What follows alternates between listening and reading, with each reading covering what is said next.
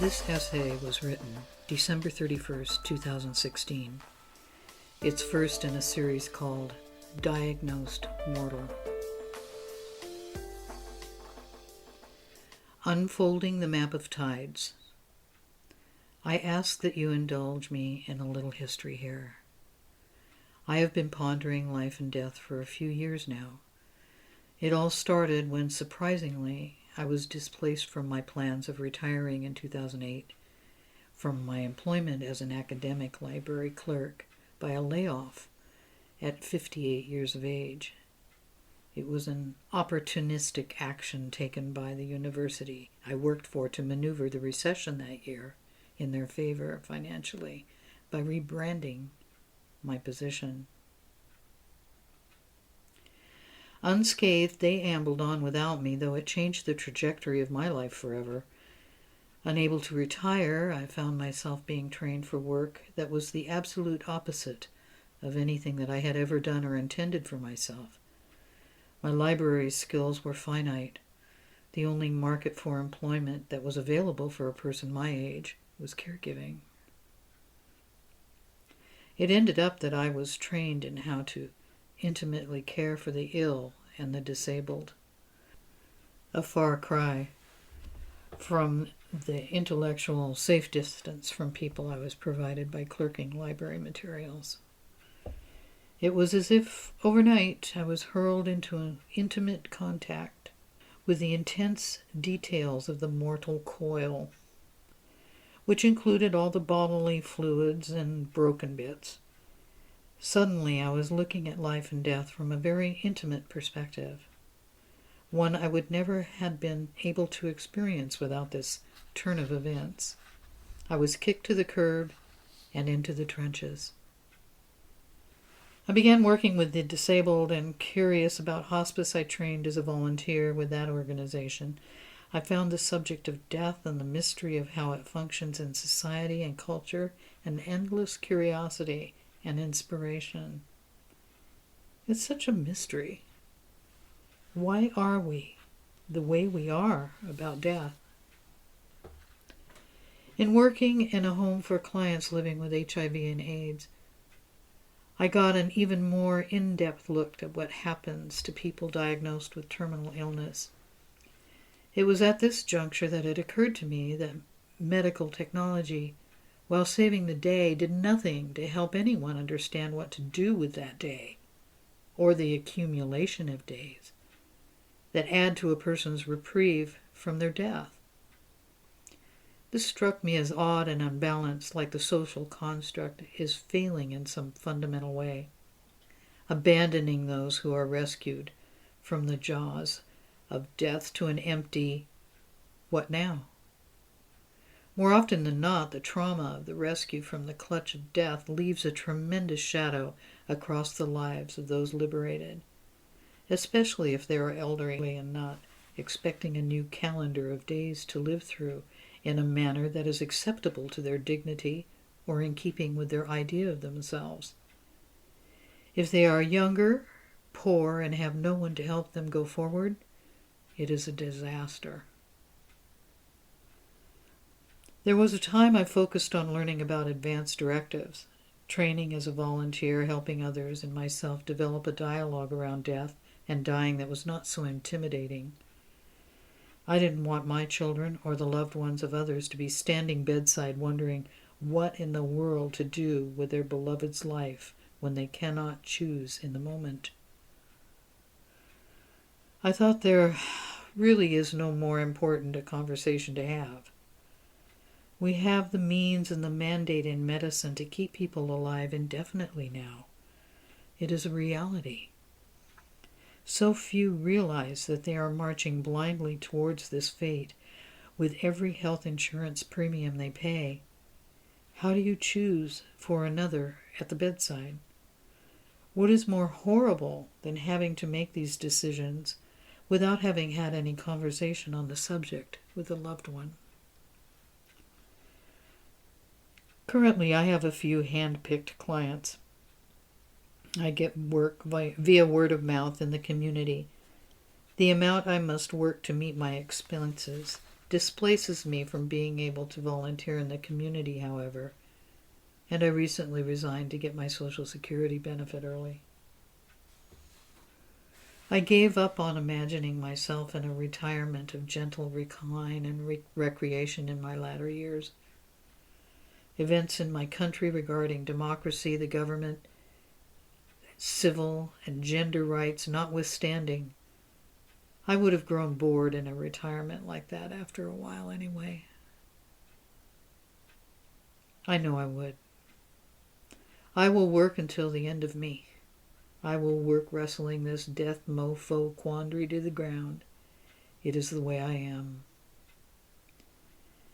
Prior to the time above, my mother died, my sister died, my beloved companion and familiar Saturday died, September 18th, 2009, the day before my birthday and a year and a breath to the day I was unexpectedly laid off. Such is how life can conspire to move us to a larger dispensation in the world.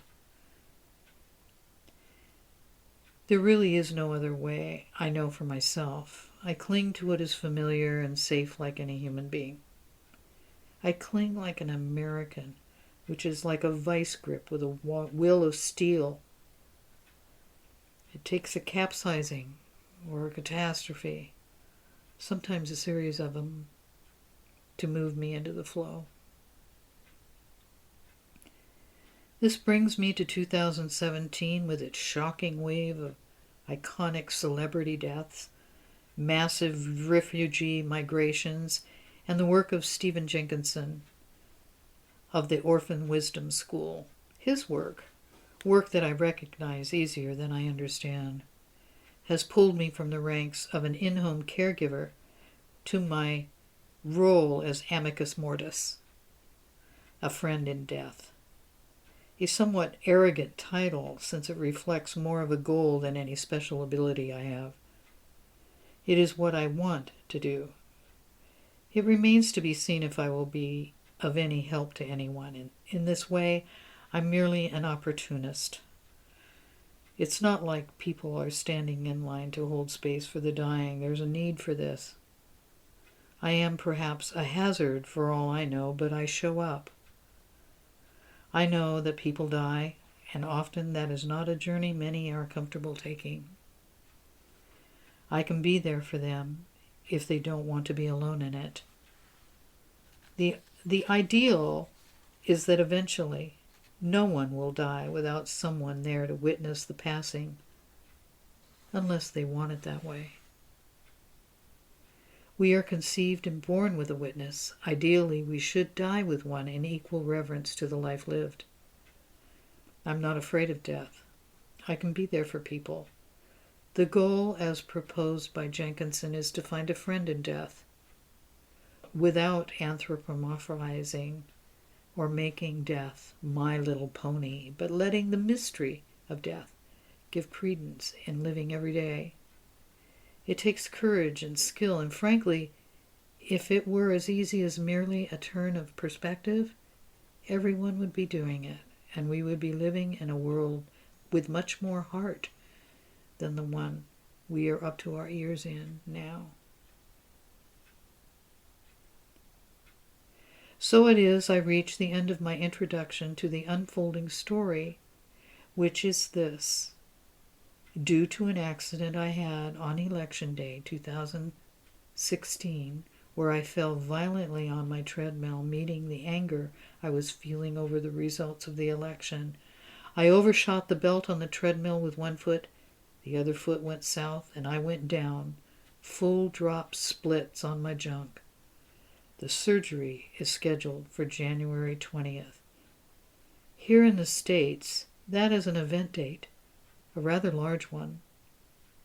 It's Inauguration Day, when President Trump officially takes the reins as leader of the free world, as we are referred to.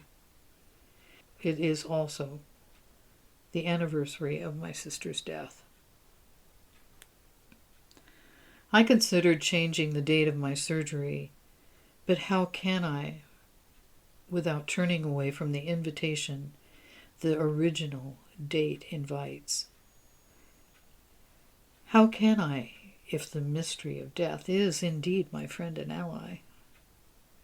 Over the last few days, I've found myself in an odd frame of mind.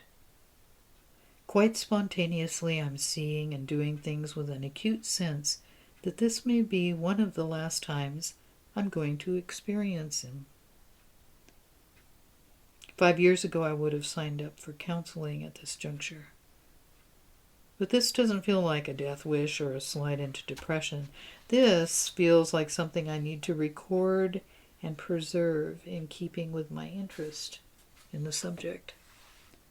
I don't necessarily think I'm going to die in surgery on January 20th. I do not hold to superstition, though admittedly there are stranger things in fact than in fiction. But I want to explore, if I did, how I might want to have my last few days not expecting death, but letting death near.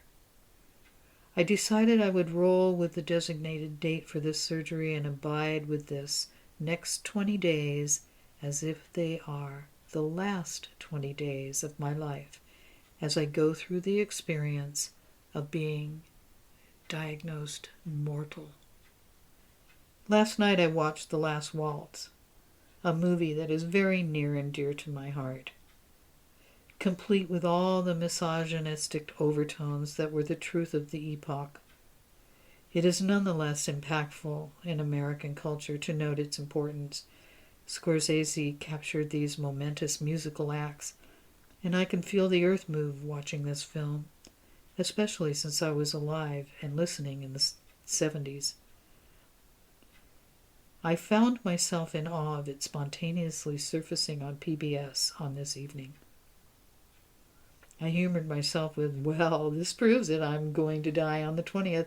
I'm being invited to watch the rapturous stars fall in the form of my favorite artists performing my most treasured songs at the height of their celestial arc. Of course, it proves nothing, but the fact that I'm under the spell of appreciation of every moment. It inaugurates my wayfaring with the mystery of death as my companion. A good place to begin. Thank you for listening. This audio file is part of my blog post Unfolding the Map of Tides at www.allthedifferentways.com.